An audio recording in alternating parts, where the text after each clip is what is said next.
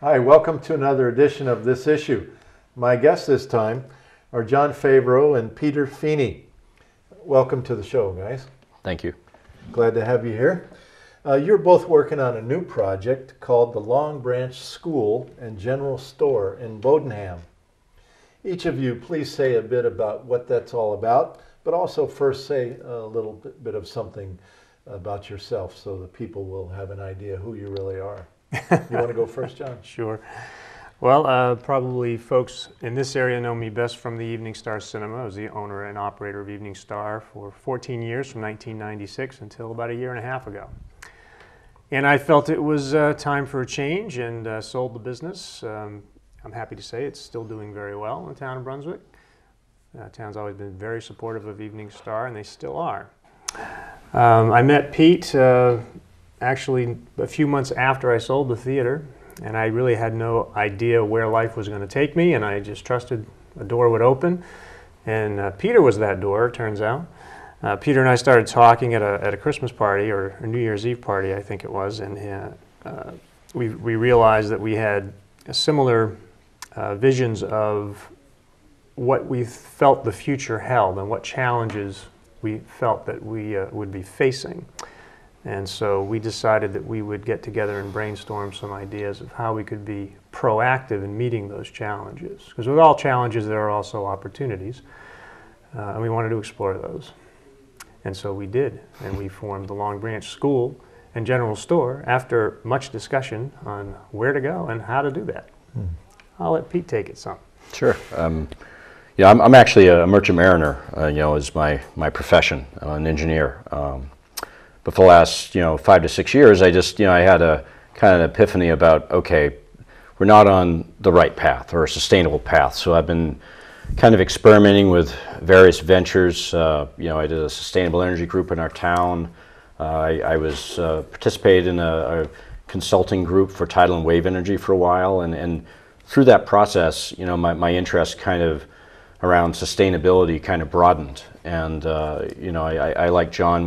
I see some challenges in our future, which they also could be looked at as opportunities. But the way to bridge those challenges, we felt the best way to do that was to rely on ourselves, the local community, and the concept of the school and the store as a hub for that opportunity was really what kind of came through. And we actually based the concept of the school off the North House Folk School, which is a traditional folk school in Minnesota, who local tradesman Paul Baines had actually worked out as an instructor. So he'd given us the idea of this folk school, and then we just kind of transitioned it into a school for self-reliance and sustainability. Well, let's talk more about these challenges that exist in the, that we're facing in the future, and be a little more specific about some of the things that you talked about in this original discussion that got you going. What are these concerns? Well, we shared a common concern for what we see as an unsustainable path in the use of fossil fuels and peak oil. I'd been a student of energy for probably 10 or 11 years, and after a lot of research, I came to the conclusion that the peak oil argument was probably correct, that we would probably see shortages, that we would certainly see much higher prices, and that would lead to some significant challenges given our dependency on fossil fuels. I've also been a student of economics for that same period of time. Now, the common economic theory held by politicians and central banks is called Keynesian economics, which essentially says you spend your way out of a problem. Well, in 2008, we saw the collapse of that idea, but they responded to the collapse in the very same manner. They bailed companies out, they spent more money, the banks, the insurance companies, automobile companies, everyone. And so they didn't let the bad debt everyone except the little people. Well, that's the process, excuse me, that's the process of inflation. It gets borne by the middle class through the process of much higher prices. As they print more money, the value of the money goes down. And so that's how the middle class, they don't take it in the chin with taxes. That would be the obvious way, and politicians avoid that. What they do is depreciate the currency. And so we pay the price through much higher prices. And we really haven't seen that yet. We're seeing a little bit of it this year. Gasoline's already almost $3.60 a gallon, and it's winter time. So we're going to be hit pretty hard this summer. But the full brunt of our spending has yet to be felt. And you see what's happening in Greece right now. That's all a part of what happened in 2008 and the spending and bailing out that took place at that time. Now they're paying the price, and it will eventually reach our shores. And so what's that going to mean for us? Well, it's going to mean we're going to have to make do with a lot less. It's going to mean we're probably going to not be able to afford to ship food and other products from all over the world. What's that going to mean? Well, Pete and I, in our discussions, realized that it's going to mean we're going to have to relocalize. It's not going to just be a fad or something that's nice to do. We're going to be forced to do it. So Pete, you guys are talking then about increasing the skill set of the local community and building this kind of resilient community. Is that basically what the school's all about? Pretty much. I mean, and there's other challenges that we see, whether it's public health or the outsourcing of our economy. You know, these are things that, you know, I don't think, or John doesn't think, if I'm speaking for you, is we have to rely on ourselves. You know, in the end of the day, what is going to bring us, you know, prosperity is coming together. You know, and the thing is, there's a wealth of skill right in our local community here, talent, you know, and it's really one of the most enjoyable things of doing this program is we're meeting all these people with these wonderful skills. Give us an idea of a few of these. Give a few examples. Well, just one lady, she grew up as a cobbler, you know, and I mean, she learned how to build shoes from her parents, you know, and she makes shoes. You know, other people that, you know, there's musical abilities, which, you know, that's part of our concept too with skills. It's not just, you know, welding or, you know, the hard skills per se. You know, we're kind of looking at including, you know, a broader array of skills in that. I mean, some of the other ones, you know, one gentleman, he does a lot of courses from us, whether it's pruning or raising poultry. You know, it's just people that you might meet on a daily basis that you don't know all these hidden skills they have until you start talking to them. So the idea then at the Long Branch School is that you're bringing these people together, they're offering courses to the community, people learn these skills, and at the same time build community then. Yes. Certainly, and Bodenham became an ideal place for the school because it is filled with so many skilled craftspeople. And there's furniture makers, there's certainly a great deal of farmers, there's timber framers, just a whole variety of skilled talent right there in Bodenham. What's the history of the Long Branch name?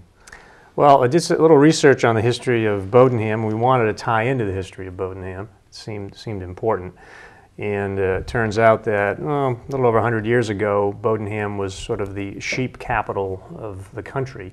And the Kendall brothers owned the Long Branch Sheep Farm, which had the largest herd on the East Coast. And so we tied into that name. Great. So let's talk about the kind of people that so far are getting involved, whether as instructors or students at the school. Sure. Well, as you know, really we see two markets for ourselves. You know, we opened in September, and really the local population is pretty much our market at this point. And that's really who's come in the door. You know, I think our original concept was a school with a store, but in reality we've become a store with a school. You know, there's people coming in and buying a dozen of local eggs, local milk, and local bread. You know, they've been the people that have had our greatest patronage. And the school, so you're supporting local farmers and yes, and artisans and things like that? Absolutely. I mean, the store is compatible with a school, and it is a place to display the goods that these skilled craftsmen produce or the farmers produce. And we really, our vision there is to see this become a hub, you know, for local goods, produce, and skill. So the people that come in the door and take the courses, you know, we really are striving to be a family-focused institution where it's mother and daughter, father and son, you know, complete families coming in for instruction. You know, I would say it's been pretty broad. I mean, as far as the people that come through the door, all ages really. You know, you look at our Facebook statistics. You it says there tends to be more women involved, but I really haven't seen that. I've seen just a broad cross section of our They just use community. Facebook more. Yeah, absolutely. John, are you finding that this whole concept, are you having to really go out and sell it to people, or are people really there? They really get it? Whenever I talk about this, there's excitement. And people seem to know that there's a need for this. And they're finding it out on their own. I don't have to sell it at all. People can see, it's like the Indians used to say, you put your ear to the railroad tracks and hear the train coming. Right? People see what's going on, right? Yeah. They can tell what's coming, right? And you can see it at the farmers markets, the very successful ones here in Brunswick and Portland. Folks want food security. They want to know where their food's coming from, who's growing it, how are the animals being treated, that kind of thing. There's an organic aspect as well, but I'm finding folks mostly are concerned about where the food comes from. And as jobs are moving overseas by the zillions, people are understanding we've got to create our own employment, and no one's going to do it for us, right? So this is really what you're talking about, is bringing back these skills to kind of revitalize our own ability to survive. And by supporting that with trading within your own community, you help sustain that. Yeah. And so where do you see this thing going in the future, this, beyond the present school, the present store? 10, 15 years down the road, where are we at? Oh, Pete's the visionary. I think he better ask. Yeah. Well, I mean, could I recite our mission statement? Please. Because that way I can just kind of tell you, okay, the mission of the Long Branch School of Maine is to provide people of all ages with the skills they need to live sustainably and more affordably through self-reliance. Rekindle the skills and lifestyles of our heritage in a socially and environmentally responsible manner. Provide people a unique and fulfilling experience that builds community and relocalizes our economy. And finally, incubate and grow businesses that support a local, sustainable economy. Well, obviously, we're not at the point of incubating other businesses yet. We're trying to incubate our own at this point. But, the vision I see is this to be a central hub for local activity. And some of these skilled tradesmen coming in, they're teachers or they have full-time jobs, and they're coming in and they want to share their passion. If we can help that individual grow that passion into a business, whether it's having a community kitchen or a commercial kitchen to come in, make their product on site and sell it, with their own label, or use the shop facility to create their own product, that's where I think ultimately, we could go, is to not only be the center for skill, but also help incubate the businesses to spawn this. Great. Have you had any surprises? Have you had some courses that were more popular than you thought, or some products in the store that were more popular than you might have expected, or has everything sort of gone as planned?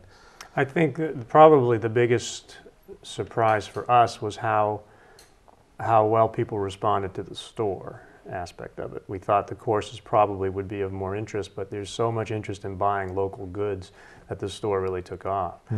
What are the more popular products that are selling in the store? Definitely bread. We're selling bread from Annabella's in Richmond. Great staff over there. We're selling local eggs. We're selling Smiling Hill milk, dairy products. We're actually going to be expanding the grocery line this month. We got more cooling capacity. We're going to bring in more fresh meat. We've got some pork from a local farmer coming in next month. As far as the courses go, it's been quite an eclectic mix. We've had a bluegrass band class. We've had beekeeping. We've had how to raise chickens. We've had felting. We've had how to make a rag rug. I'm sure we've had probably 25, 30 courses in just the 4 short months we've been open, which is quite a bit. Yeah. And it's been quite a range. But people seem to be more tuned into maybe more utilitarian skills, like useful skills, rather than simply fiber arts for the sake of fiber arts. They want to know how to build a rug or how to make something maybe specific. Yes. Because we've had some canning courses as well that have gone on. Yeah. Yeah. Yeah. You want to add anything to this? No, one of our challenges right now is facilities, because we have these two old buildings, that the bank building is pretty much where we've centered most of our operation now. But across the street, the old fire station, it was vacant for many years with a bad roof. And so really some of the things we want to do is like how to build your own solar panel, and stuff like that. But we don't have that facility ready to roll yet. We've used it in a couple situations, but hopefully by the fall, the old fire station will become a fully functional workshop facility. We bought the equipment. It's just a question of, I've got to get heat in there this summer, got to do a permanent repair on the roof. The blacksmith shop is, we put up a timber frame in the fall. Actually, just before I came here, I was, working with some contractors to finish off the blacksmith shop. We have a forge that just got installed. The blacksmith shop is exciting. I'm really looking forward to that. One of the things up until the blacksmiths, we were engaging with instructors like on a one-on-one basis, but with the blacksmiths, I happen to have 6 blacksmiths that either I knew or other people knew, and we've actually brought them together to actually help form the curriculum and the program together. And it's just wonderful to see this camaraderie of guys that didn't know one another before, and it's really special. What kind of things are they going to be doing? Well, one of the advantages of having 6 involved is it allows program flexibility. We're going to have a running Saturday morning intro class for blacksmithing. So that way you don't have to, as an individual, you don't have to think, what am I doing in 8 weeks? Can I make the time for this class? If there's an opening in that class, you can take it. And so we'll be doing an intro blacksmithing class, but we'll also be bringing in individual classes and then feeding in intermediate classes as we go. So we'll be opening that May 19th will be our grand opening for the blacksmith shop. What comes to my mind is that all these years of being consumers, we've all been taught to just become consumers. Just go buy everything you need and then throw it away. And then throw it away and go back again, right? And that we've all been in a way kind of like denuded of our skill to survive, So, what you're talking about is reintroducing people to their own humanity and their own natural gifts in a way, isn't it? And to each other. Yeah, right. Ending our isolation. Right. Yeah, technology. There's an isolating factor with technology, and just by we also have community events. That we've had our second quarterly community event a couple weekends ago, where the bluegrass course spawned a bluegrass band called the Long Branch Boys, and they actually sang at this, and we've had potlucks, and we've had free events, just to bring people together. So it's become like a community center in a way. Well, that's what we're hoping for. That's our goal. So the model could be taken up all over the state. Certainly. Yeah, that's unbelievable. How does your school fit in when it comes to regular adult education? Is there a natural fit there? You could answer that, John, if you want. Well, we've actually, Pete's been instrumental in this. Actually, is reaching out to the curriculum at Mary Meeting Adult Ed and Richmond Adult Ed and Bath Adult Ed, and we're doing what we can to collaborate with those folks. And Mary Meeting Adult Ed, for example, will list some of our courses in their catalog this summer, and so.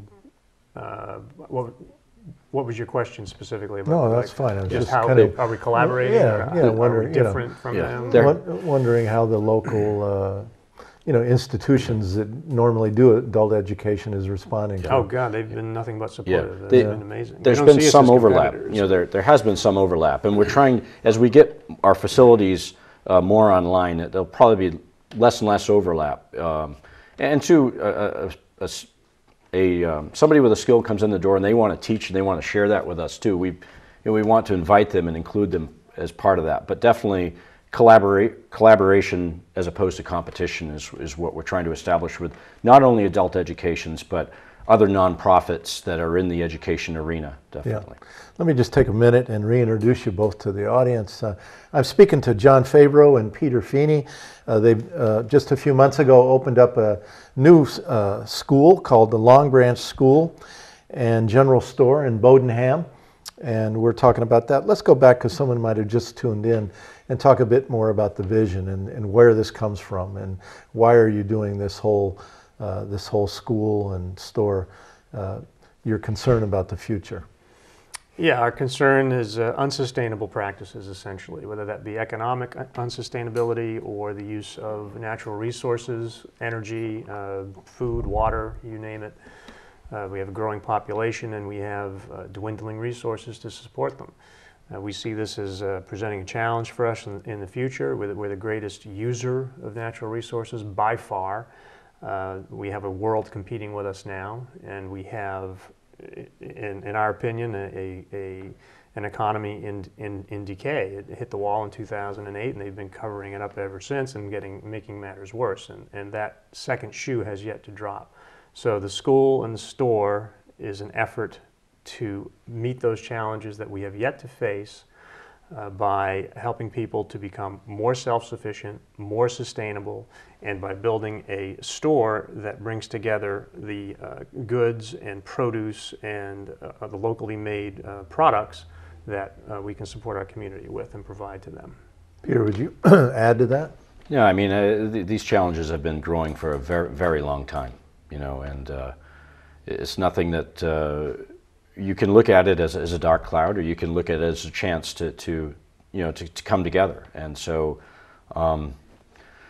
the Long Branch School is just a means for us to take control of the situation ourselves and come together and tackle it head on. So, are you both making a living at it now, or are you having to supplement it with other work, or? Yeah, I'm driving a school bus for SAD 75, working at the Long Branch nights and weekends.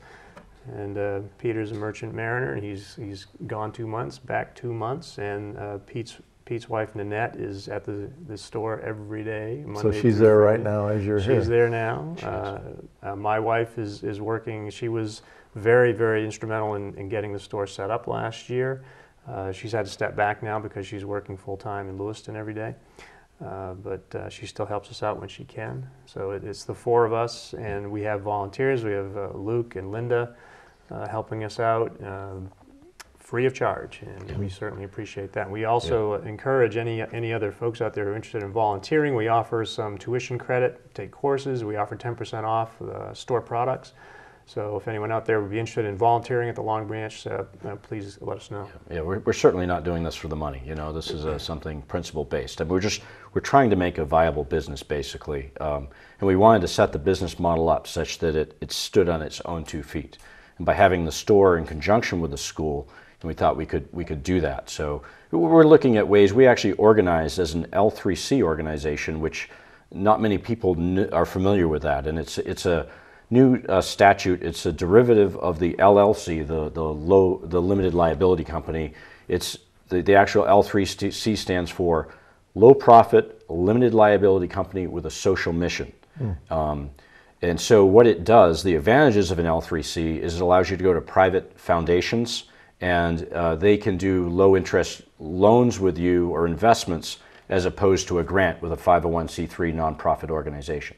So what we're finding, the challenge there is these private foundations have no idea what an L3C is. So we're looking at it to see how, if we want to change our organization, to perhaps become a 501c3 with the school and keep the store private. We're trying to figure that out. So we're still working through that right now. That's an interesting model.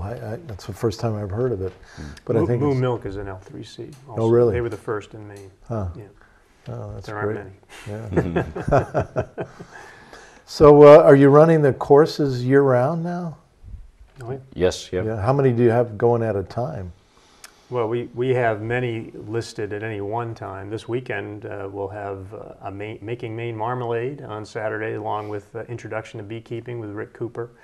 I don't think we have anything else going on this weekend. Am I forgetting anything? I don't think so. We have some other courses coming up. We have the 8-week. Oh, actually, we have a business course Thursday night. Something else we're doing is helping small business with their missions, and we have Melina Erickson, who teaches how to do blogging, how to do social networking through Facebook for your business, marketing and that kind of thing. That's something we really hadn't originally envisioned as being part of our mission, but then again we thought about it, it's like, okay, well, this is a way to help local business, and so Yeah, it's worked out. I mean, it's one thing to start a business, it's another thing to know how to sustain it Absolutely. and promote it and take good care of it. Yeah, yeah. Any good organization has to know how to do those things. Wouldn't be just a business that would benefit from that, but any community organization or anything like that. Oh, well, we just have a couple minutes left. Do you want to make each a minute or two closing comment? Well, I think we need to give a big shout out to Pete's wife, Nanette, who's working very hard at the store and who would have loved to have been here with us, but someone has to be there. And to my wife, Crystal, who, again, was very, very instrumental in getting the store set up. I don't think Pete and I would have had a clue how to, actually set up a store. We can order product, but actually visually getting it set up and looking nice and organized. Nanette and Crystal did a fabulous job with that. And we encourage everyone to check us out. We have a website. It's longbranchschool.com. That's the best way, actually, to see what courses we're offering. We also have plenty of products that we have at the store. They're pictured at the website, so you can see what we've got there. And you can register online. You can call us. You can stop by. We encourage you. We're open every day, typically 10 to 8. Where are you at in Bodenham? We're on at 20 Main Street, and there's a big green awning that says Long Branch School. It's hard to miss. Okay. It's the former Down East Federal Credit Union. All right.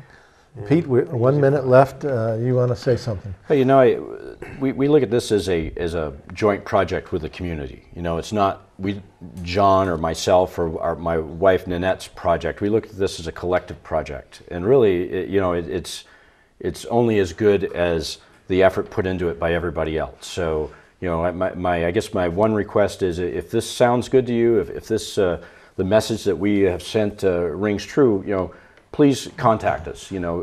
Come to us and say, hey, I have a skill, and and let's figure out how we can collaborate and make this work together. So it's an open book. It's an open process. Absolutely. Well, guys, thank you very much. Yeah, thank you for coming on the show. I appreciate it, and really wish you a lot of luck. I think your vision and your timing are right on. I can't imagine that you're not going to be a great success, because I think you're reading the tea leaves very well. So good luck. All right, we'll hold you to that, Dan. And I hope the community will support you. Just stay right where you are. We're not quite done yet. But thank you for watching another edition of This Issue. Until next time, good luck to you all, and please get organized.